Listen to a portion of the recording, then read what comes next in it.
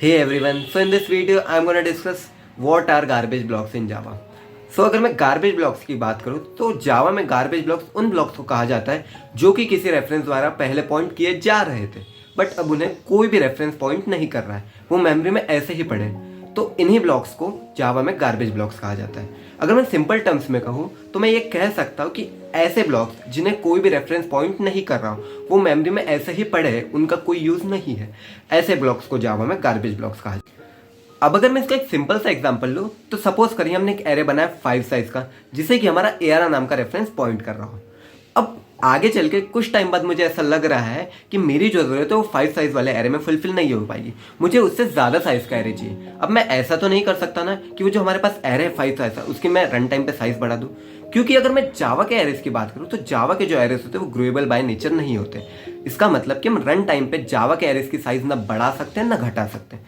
तो अब मुझे यहाँ पर क्या करना पड़ेगा, मुझे यहाँ पर एक नया एरे ही बनाना पड़ेगा। तो अब मैं क्या करूँगा, मैं एक 10 साइज का नया एरे बनाऊंगा और उसे अपने ARR नाम के रेफरेंस से पॉइंट करवा दूंगा।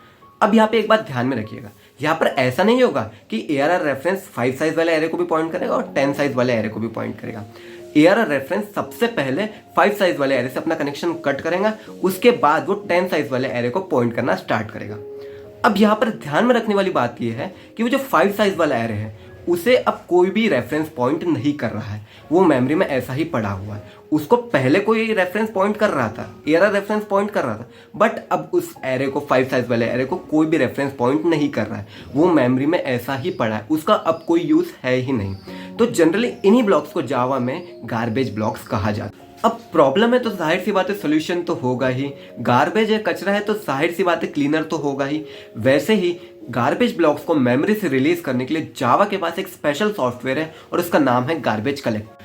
अब गार्बेज कलेक्टर का काम ही ये होता है कि जो भी गार्बेज ब्लॉक्स मेमोरी में इधर उधर भटक रहे हैं उन्हें वो मेमोरी से रिलीज कर सके ताकि हम प्रोग्रामर मेमोरी का बेटर यूटिलाइजेशन कर सके।